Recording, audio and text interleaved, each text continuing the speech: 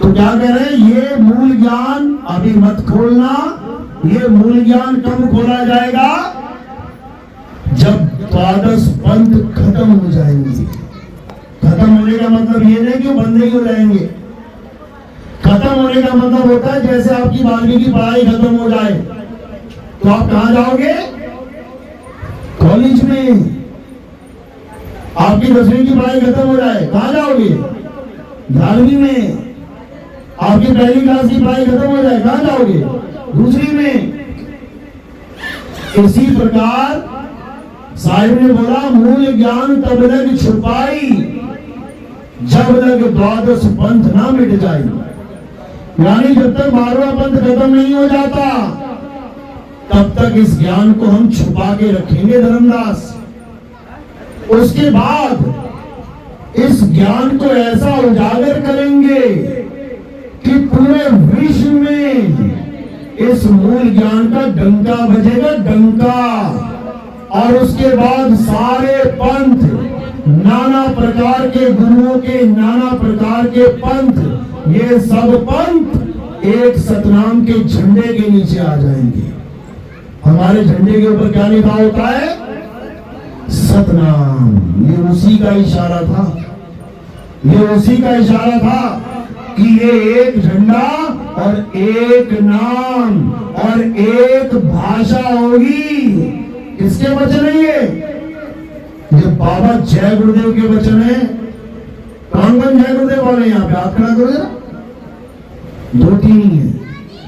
आपको पता है ना बाबा जय गुरुदेव ने क्या कहा था अपनी भविष्यवाणियों में, कि ये जो पंथ चल रहे हैं अभी भारत देश में, ये तो छोटी छोटी नदियां हैं, अभी तो समंदर आएगा, समंदर।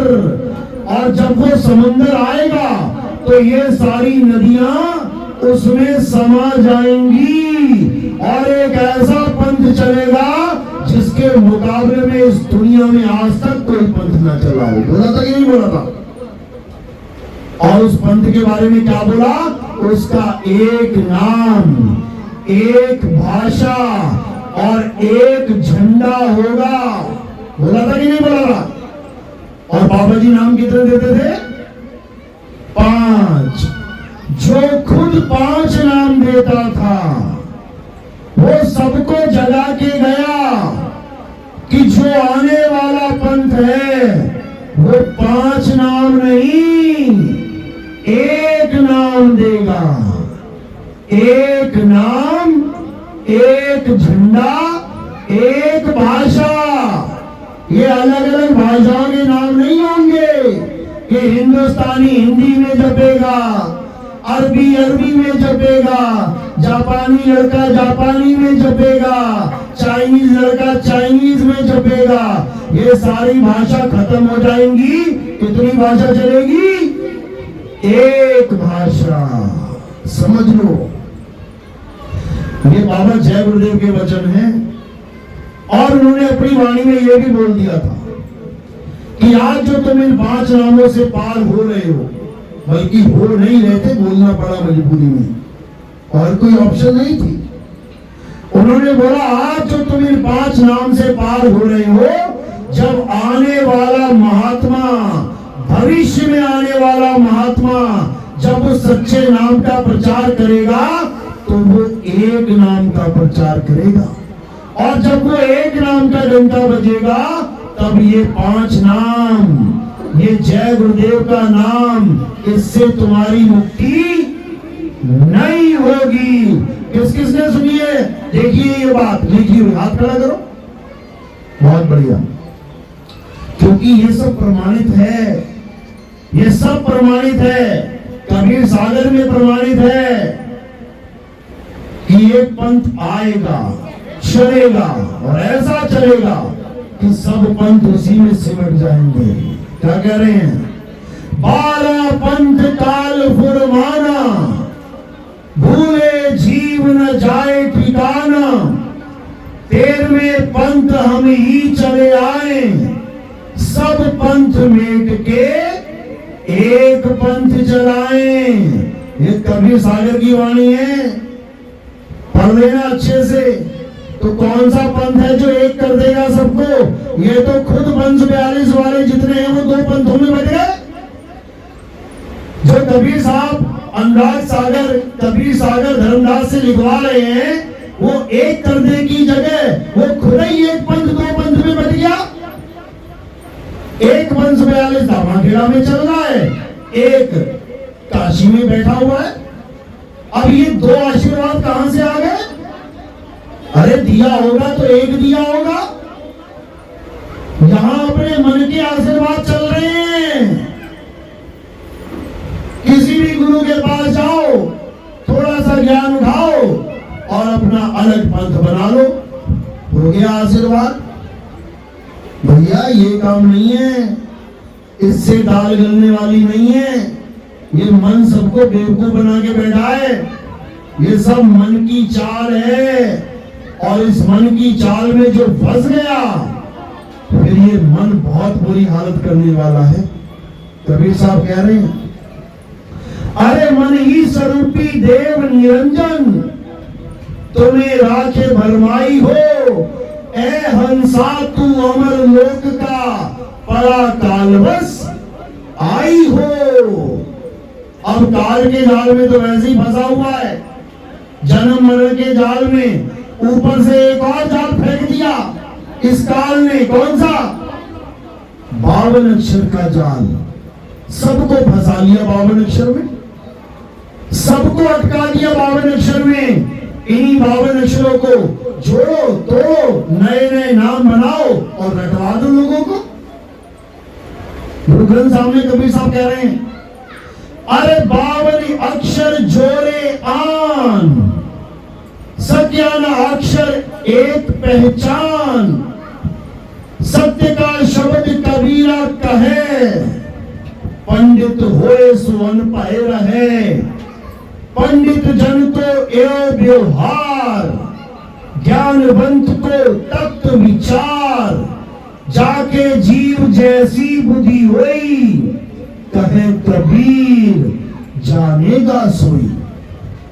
जैसी बुद्धि मालिक ने दे दी है इस जीव को, वैसी बुद्धि इसकी चलने लग जाएगी। मेरी एक एक वाणी का 10 तरह के महात्मा 10 अर्थ निकाल के रख देंगे। वाणी एक ही होगी, लेकिन बुद्धि 10 तरह से चल रही है। अपनी अपनी बुद्धि लगा के मेरी वाणी का अर्थ का अनर्थ करेंगे, जीवों को भरमाएंगे, 84 में लेके जाएंगे और खुद भी 84 का ही देख पाएंगे। क्या कहते हैं साहिब? अरे झूठा गुरु अजगर बना, 184 जाए, सारी संगत चींटी बनी, तोड़ तोड़ के खाए। कबीर साहब कह रहे हैं भाई कि ये मत समझना गुरु पद मिलेगा तुम बख्शे जाओगे, कि तुम कोई भी नाम देते रहो, जीवों को भरमाते रहो, जीवों का बेड़ा गर्क करते रहो, चल जाएगा काम। एक एक जीव का हिसाब होगा, एक एक जीव का। बकरे को काटा है, एक बार काटा है, एक बार गर्दन कटेगी, कोई बात नहीं। लेकिन अगर जीव को भरमा दिया तो कितनी बार गर्दन कटेगी उसकी? 84 लाख बार कटेगी उसकी गर्दन। तो तुम्हें भी 84 का भुगतान भुगतना पड़ेगा, समझ लो। इसीलिए कबीर साहब ने सब गुरुओं को चेतावनी दी है कि सुधर जाओ सुधर जाओ सुधर जाओ। क्या कह रहे हैं? अरे गुरुआ तो घर घर फिरे, कौड़ी के 50, अपने रूप की खबर नहीं, शिष्य करण की आस। कहते हैं ये गली गली गांव गांव में गुरु लोग घूम रहे हैं शिष्य करने के लिए। ये पूरा गांव मेरा चेला बन जाए, ये पूरा शहर मेरा चेला बन जाए। क्यों? माया के लिए, पैसा आना चाहिए। समझो, अपने रूप की खबर नहीं। उस गुरु को अपने रूप की खबर नहीं है कि मैं क्या हूं। और शिष्यकरण की आस पूरी दुनिया को चेला बनाने चला हुआ है। जब तक अपने रूप को नहीं जान गए तुम किसी का कल्याण नहीं करा सकते, समझ लो।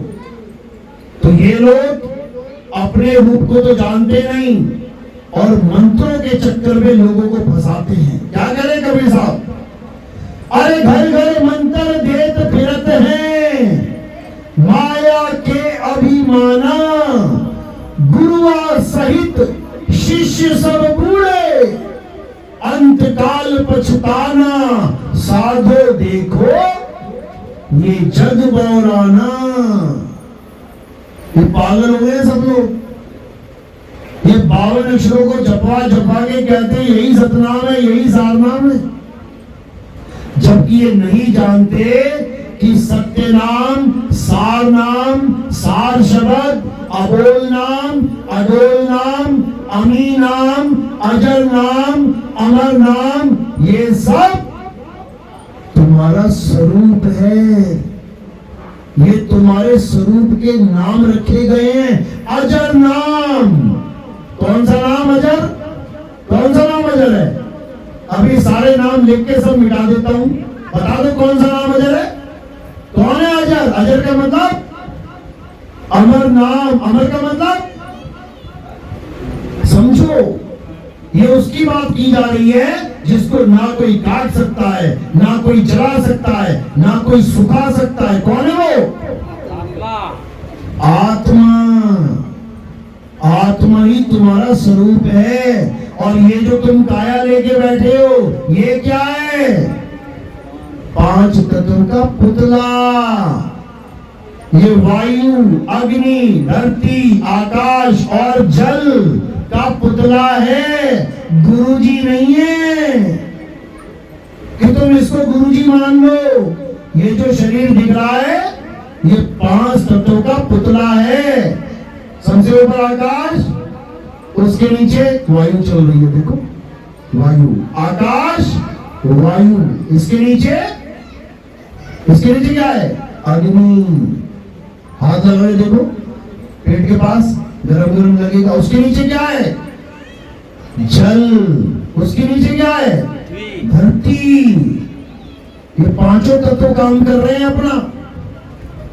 ये 5 तत्व गुरु नहीं है कि तुम गुरु जी की फोटो लगा के बैठे और अगरबत्ती कर रहे हो, मेरे गुरु जी, मेरे गुरु जी।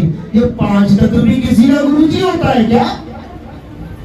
अगर 5 तत्वों की पूजा करनी है तो आकाश की तरफ अगरबत्ती कर दो, पानी की तरफ अगरबत्ती कर दो, हवा चले अगरबत्ती घुमा दो, धरती की तरफ अगरबत्ती कर दो, आग की तरफ अगरबत्ती कर दो।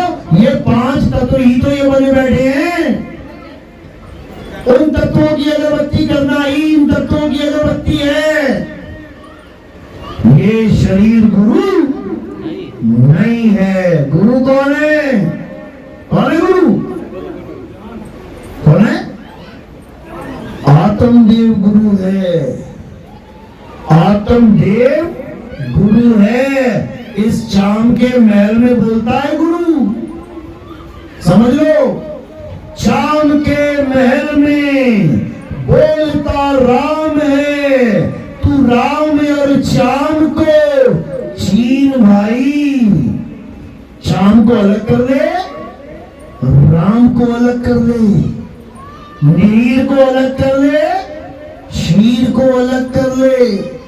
नीर क्षीर का करे निवेड़ा और कहे कबीर सो हंस है मेरा। मेरा हंस वो है जो आत्म ज्ञान को प्राप्त करे। मेरा हंस वो नहीं है जो इस माटी के शरीर को गुरुजी गुरुजी गुरुजी कर रहा है। इस शरीर को तो गुरु चला रहे हैं, गुरुजी चला रहे हैं शरीर को। गुरुजी जिस दिन छोड़ देंगे ये शरीर ढेरी हो जाएगा मिट्टी की।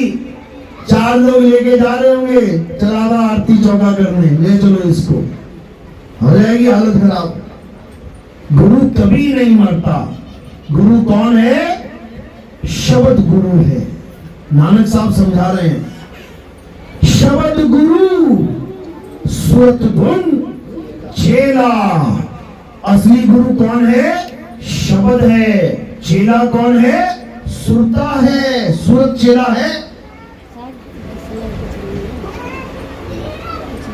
कबीर साहब क्या कहते हैं? कबीर साहब ने भी गुरु बनाया था एक, क्या नाम था उसका? रामानंद। बना तो लिया साहिब ने मजबूरी में। क्यों बनाया था? क्योंकि रामानंद किसी नीच जात वाले को चेला ही नहीं बनाता था और उस वक्त वही सबसे मशहूर गुरु था। तो कबीर साहब ने क्या खेल खेला, क्या लीला करी? सुबह सुबह जाके काशी में पंचगंगा घाट पे सीढ़ियों में बच्चा बन के लेट गए। 6 महीने का अबोध बालक। वैसे कितनी उम्र थी? 6 साल की उम्र थी। 6 महीने का अबोध बालक बन के लेट गए। अब गुरुजी सुबह सुबह स्नान करने जाते थे। जैसे ही नदी में उन सीढ़ियों पे उतरे, सीधे सिर पे पैर लगा। अब सिर पे पैर लगा तो बच्चा रोने लगा। अब गुरुजी ने इधर देखा ना उधर, उठा के बच्चे को गले से लगा लिया। क्यों लगा लिया? क्योंकि जात पात क्या पूछे हम 6 महीने के बच्चे की, क्या तेरी जात है? नहीं तो बहुत होशियार था वो, बात बाद में करता था, पहले जात पूछता था, क्या जात है भाई तेरी? तो जो बच्चे को गले से लगा लिया और बोला, बेटा राम राम बोल, रो मत, राम राम बोल। तो वहां पे कबीर साहब ने दीक्षा ले ली राम राम की। लेकिन कल को मुकर जाएगा गुरुजी कि तू मेरा चेला नहीं, मैं तेरा गुरु नहीं। क्यों? मैं नीच जात वालों को चेला बनाता ही नहीं, मेरे सारे चेले उच्च कुल के ब्राह्मण हैं। अब क्या करें? तो कबीर साहब ने क्या किया, उसके गले के जो मोती थे उनको, माला को तोड़ दिया। एक मोती अपने हाथ में छुपा लिया, बाकी सारे मोती गिर गए नीचे। एक मोती क्यों छुपा लिया? क्योंकि कल को जब मैं जाऊंगा और कहूंगा कि आप मेरे गुरु, मैं आपका शिष्य, तो ये मानेंगे नहीं गुरुजी, क्योंकि मैं 6 साल का बच्चा बन के जाऊंगा, 6 महीने वाला तो जाऊंगा नहीं। कहते मानेगा नहीं तो क्या करना पड़ेगा? एक मोती जो इनका छुपा लिया मैंने, वो दिखाऊंगा कि देखो आपने मुझे राम राम की दीक्षा दी थी। इसीलिए कबीर पंथी में एक मोती की माला मिलती है, कंठी माला कहते हैं उसको। हमारे पंथ में एक मोती की माला चलती है निशानी के स्वरूप कि ये कबीर पंथ की निशानी है। तो वो जो गुरुजी कबीर साहब ने किए, उन्हें करने की जरूरत नहीं थी, करने पड़े मजबूरी में, क्योंकि उनकी बात को कोई सुनता ही नहीं था। कहते थे इतना ज्ञान तेरे पास कहां से आया बता, तू निगुरा है, तू भले कितना ही बड़ा ज्ञान दे दे, निगुरे का ज्ञान ग्रहण करने योग्य नहीं होता। समझ लो, आज के जमाने में निगुरे गुरु बने बैठे हैं।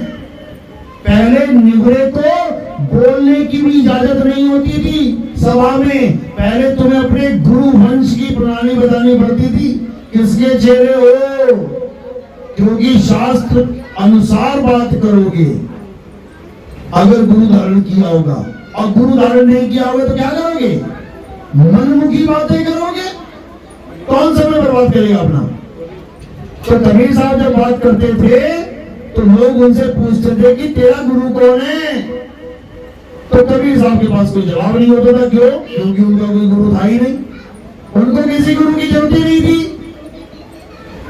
मजबूरी में गुरु बनाना पड़ा। साहिब ने बोला भी है दोहा, जग मर्यादा कारणे गुरु किया रामानंद, अरे शब्द हमारा गुरु है, सदा हमारे संग। कहते मेरा असली गुरु शब्द गुरु है, जो हमेशा मेरे साथ रहता है। ये तो जग मर्यादा के लिए बना लिया कि मेरी बात लोग सुनते नहीं थे, चलो जी गुरुजी बन गया, हो गया, अब तो सुन लो। तो ये महिमा है हमारे बंदी छोड़ की, हमारे सतगुरु कबीर साहब की, कि वो इस धरातल पे आते हैं तो पत्थर के पुजारियों को भी गुरु बना के उनको भी पार करने आते हैं, गुरु को तारने आते हैं। कैसे तरे रामानंद जी महाराज? कबीर साहब की वजह से तरे हैं, नहीं तो पत्थर ही पूजते रह जाते सारी उम्र। लेकिन दुख के साथ कहना पड़ता है कि आज हमारे कबीरपंथी पत्थर पूजने से बाज नहीं आ रहे। नाम रख लिया कबीरपंथी और पूजा कर रहे हैं पत्थरों की। जब पत्थर टूट जाता है तो कहां फेंक देते हैं? कबाड़ में। तो किसकी पूजा करते रहे आज तक? कबाड़ की। इसीलिए मैं कहता हूं ये कबीरपंथी नहीं है, कबाड़पंथी है। कबीरपंथी कब होंगे? जब कबीर को जान लेंगे, कबीर को पहचान लेंगे। अरे कक्का केवल नाम है, बब्बा ब्रह्म शरीर और रारा सब में रम रहा, बातो नाम कबीर। जब कबीर को जान लेंगे तब ये कबीरपंथी होंगे। अभी कबाड़पंथी हैं ये सब। तो साहिब फिर समझा रहे हैं, अरे कबीर कबीर क्या करे, तू खोज अपन शरीर, ये दसों इंद्रियां बस में कर, तू आपे आप कबीर। तू ही कबीर है, लेकिन तुझे याद ही नहीं है कि मैं कबीर हूं, भूला बैठा है। अरे हंसा तू तो सबल था, हल्की तेरी चाल रंग कुरंगी पड़ गया, ताते हुआ लगवार। साहिब समझा रहे हैं, हंसा तू तो सबल था, तेरा स्वरूप कुछ और था, लेकिन एक इच्छा के कारण तुमने सारा गुण गोबर कर लिया। बीजेपी में क्या समझा रहे हैं? क्या कह रहे हैं? जैया जन्म मुक्ता हता, तैया हता न कोई, और छठी तुम्हारी हो जगह, और तू कहां चला भिगोए। तू अपने स्वरूप को भूल के कहां जा रहा है? तू कहां चक्कर में पड़ने जा रहा है इस 5 तत्वों के? ऐसा चक्कर में पड़ा कि चक्कर बन गया। 84 लाख में भ्रमण करता नहीं थक रहा है। 84 लाख के बाद एक जन्म मिलता है इंसान का, उसमें भी इसको खबर नहीं पड़ रही है कि मैं क्या करूं। कह रहा है टाइम पास नहीं हो रहा इसलिए मैंने टीवी ले लिया, टाइम पास नहीं हो रहा इसलिए मैंने मोबाइल ले लिया, टाइम पास नहीं होता इसलिए मैं घूमने चले जाता हूं। अरे टाइम है कहां? कितना टाइम है तुम्हारे पास? 84 लाख जन्म और ये केवल 60-70 साल का एक शरीर। सोचो, इतना अनमोल जन्म बर्बाद करने में लगा है, पत्थर पूजने में, माला जपने में, मंत्र जपने में। ये सब छोड़ना है। क्या कह रहे हैं साहब? अरे माला फेरू ना हरि भजू, और मुख से कहूं ना राम। राम हमारा हमको भजता, और हम पावे विश्राम। कहते हैं मेरा हंस होगा, ये मुंह से बोलने वाले राम पे भरोसा नहीं करेगा, कि मुंह से बोलने वाले नामों को जपेगा, कभी नहीं जपेगा, त्याग देगा, छोड़ देगा। क्या बोल रहे हैं? एक नाम को जानकर दूजा दे बहा, चंचल से नहीं चल भया, नहीं आवे नहीं जा। यानी एक नाम, कौन सा नाम? ये अजर नाम, अमर नाम, अमी नाम नहीं। एक नाम, कौन सा नाम? सतनाम। सतनाम, सत्य नाम को जानकर दूजा दे बहा। कौन से बहाने हैं? ये 52 अक्षरी नाम, ये हिंदी के नाम, ये उर्दू के नाम, ये पंजाबी के, ये फारसी के, ये चाइनीज जापानीज नाम नहीं जपने हैं, छोड़ दो। किसको जानना है? अपने सत्य स्वरूप को जानना है, अपने आत्म स्वरूप को जानना है, इसके अलावा और किसी को नहीं जानना। तब काम बनेगा, नहीं तो नहीं बनेगा। तो साहिब समझा समझा के थक गए, लेकिन इस नादान जीव के कान में चू नहीं देंगी। ये उसी कार्रवाई में पड़ा रहा, मर की कार्रवाई में ये मनमुखी बना रहा। ये कबीर साहब की वाणियों को पीछे फेंकता गया। इसीलिए कबीर साहब ने कहा था कि एक ऐसा पंथ चलाऊंगा आके कि उसके बाद सारी दुनिया का अज्ञान खत्म हो जाएगा। ये प्रमाणित है। तो वही पंथ कौन सा पंथ है? हमारे सदगुरु मदन साहिब जी का पंथ है। मदन साहिब को कबीर साहब आज से लगभग 125 साल पहले प्रकट होके मिले, क्योंकि कबीर साहब किसी देव बंधन के गुलाम नहीं है, किसी माँ बाप के मिलन के गुलाम नहीं है कि माँ बाप की शादी नहीं होगी तो कबीर पैदा नहीं होगा। कबीर साहब पैदा नहीं होते, कबीर साहब प्रकट होते हैं। अरे पानी से पैदा नहीं और श्वासा नहीं शरीर, कछु आहार करते नहीं, वाको नाम कबीर। अरे गगन मंडल से उतरे साहिब सत्य कबीर और जल जमाही पौधन किए दोनों दिन के पीर। समझ लो, वो प्रकट होते हैं। जैसी प्रकट हुए मदन साहिब के सामने, गर्दन काटने जा रहे थे अपनी मदन साहिब। क्यों? अष्टांग योग सिद्ध थे, अष्टांग योग सिद्ध थे।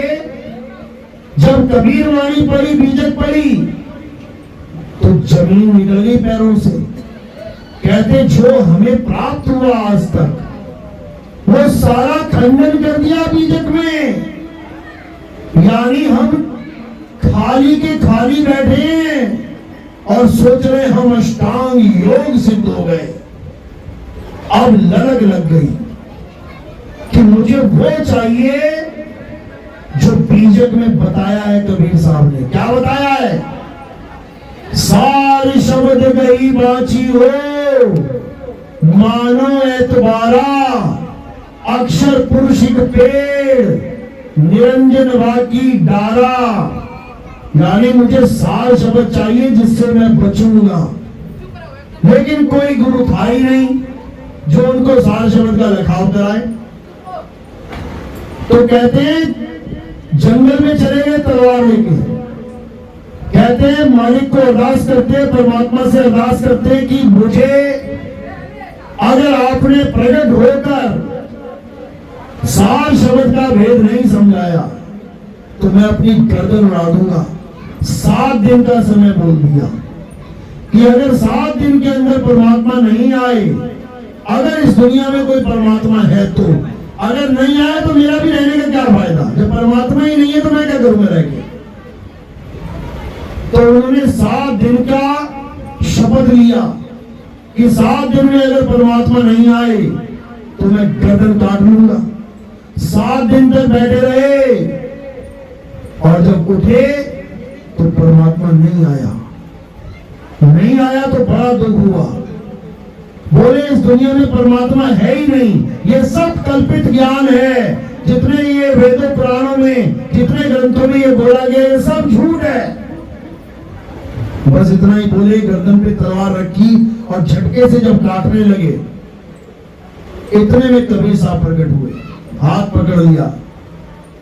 क्यों भाई मदन, आत्महत्या करके महापाप करने चले हो? मदन साहब कहते छोड़ दो मुझे, मेरे जीने का कोई मकसद ही नहीं है। कहते क्या हुआ, तुझे क्या चाहिए? कहते वो आप नहीं दे सकते जो मुझे चाहिए, जो मुझे दे सकता है वो आया ही नहीं। कहते तू बता तो सही तुझे क्या चाहिए? कहते मुझे सार शब्द चाहिए।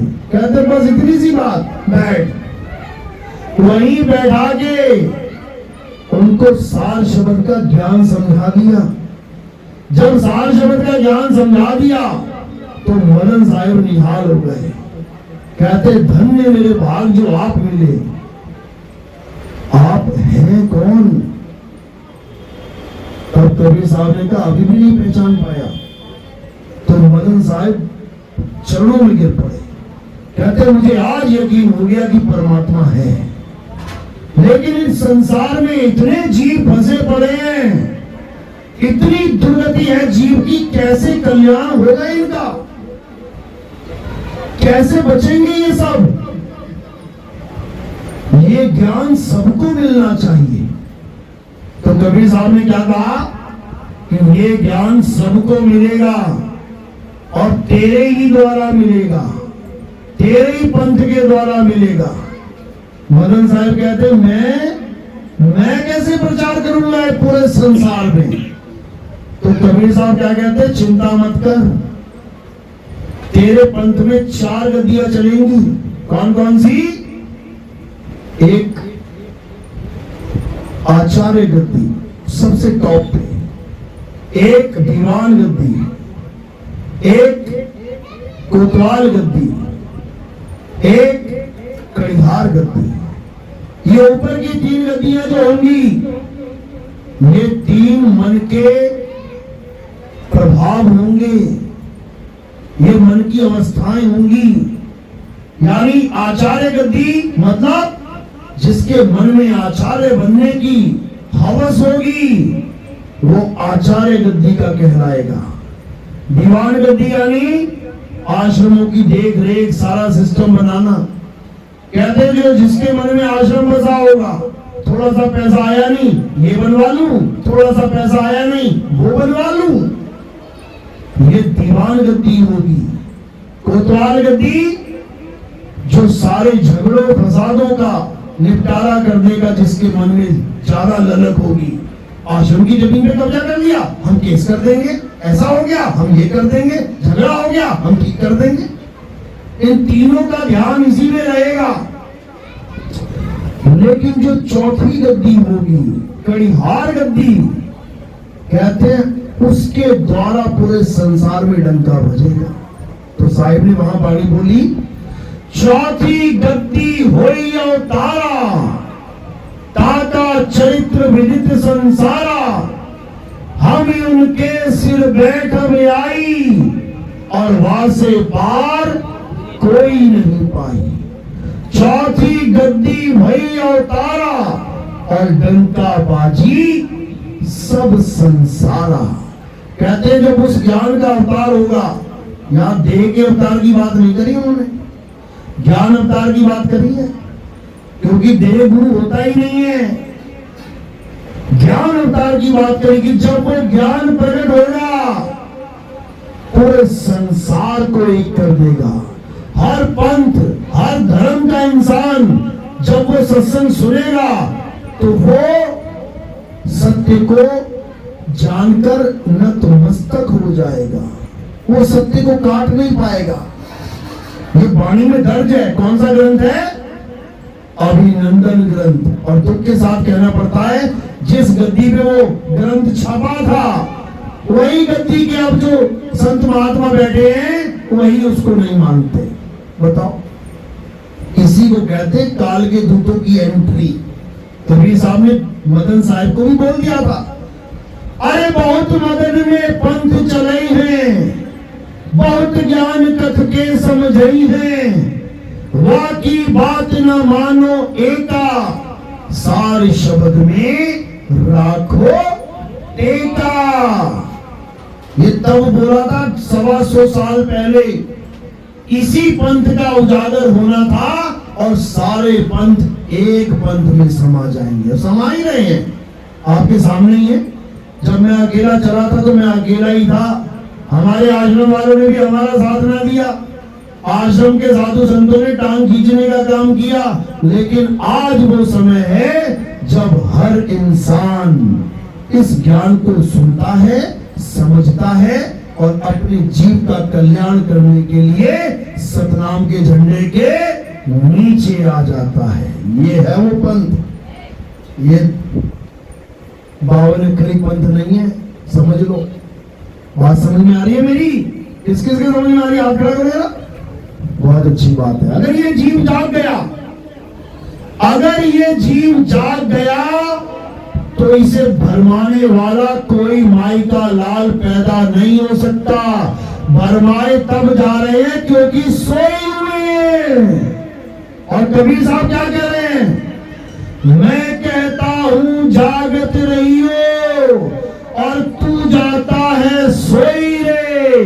तेरा मेरा मनवा कैसे एक होई रे। कैसे एक होगा?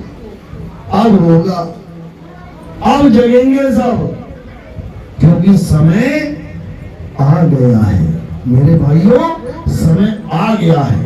चलो, तो आज का सत्संग यही समाप्त करते हैं। परमात्मा से अरदास करता हूं कि जितने भी जीव यहां बैठे हैं